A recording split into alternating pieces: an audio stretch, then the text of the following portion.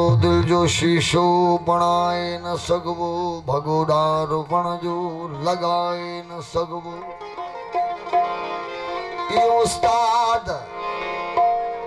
इहो उस्ताद मशहूर आहे कॾहिं खां, वयो वक़्तु वापस वराए न सघबो।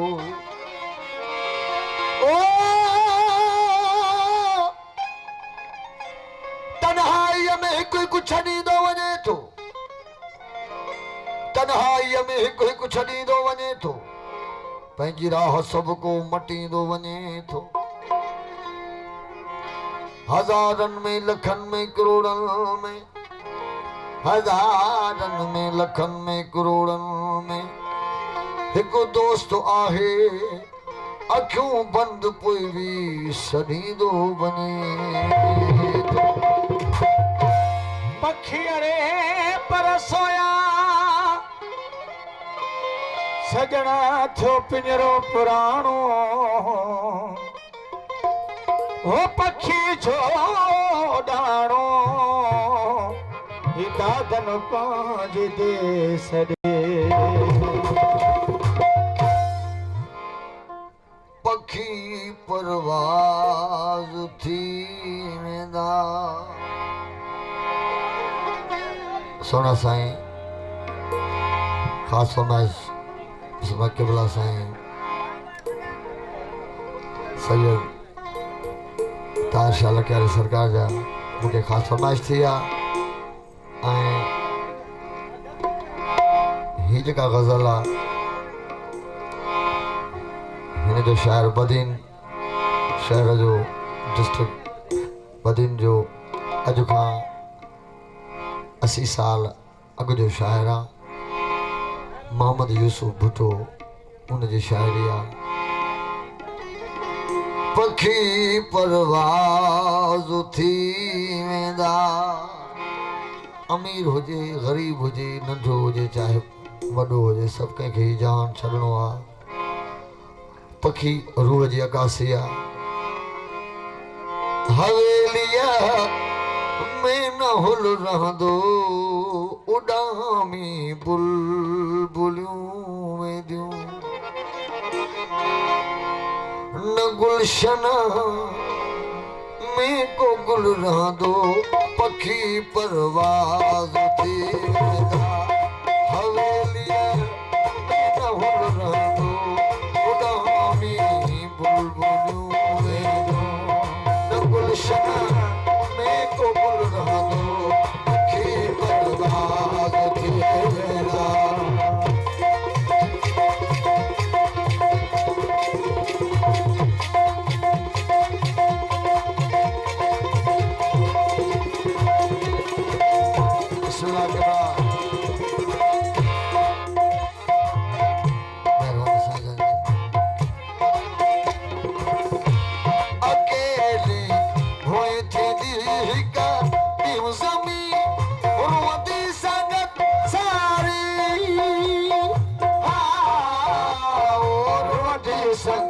सारी अकेली धोई थींदी हिक ज़मीन, रोती संगत सारी, रोती संगत सारी। मतारा मौत सब मारे, मतारा मौत सब मारे, ओ मतारा मौत सब मारे। पखी बर्बाद थी वेंदा। हवेलीअ में न हुल रहंदो, उॾामी बुलबुलियूं वेंदियूं, न गुलशन में को गुल रहंदो, पखी बर्बाद थी वेंदा।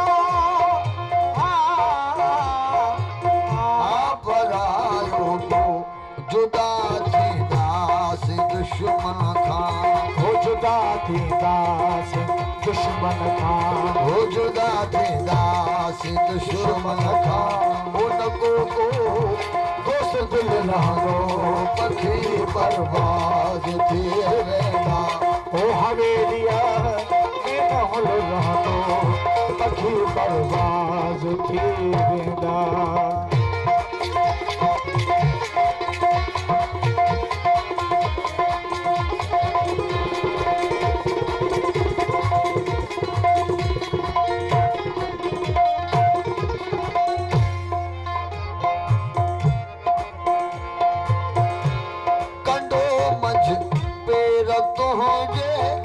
जो करे हीरो कढी छॾ दे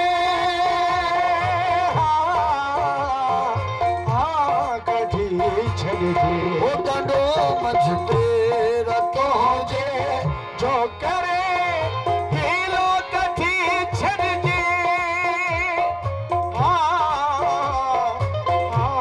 कढी छॾ दे सुभाणे कीअं कढी सघंदे सुभाणे कीअं कढी सघंदे सुभाणे कीअं कढी सघंदे ओ कफन में हथ ॿधल रहंदो सुभाणे कीअं कढी सघंदे ओ कफन में हथ ॿधल रहंदो ओ पखी बर्बाद थी वेंदा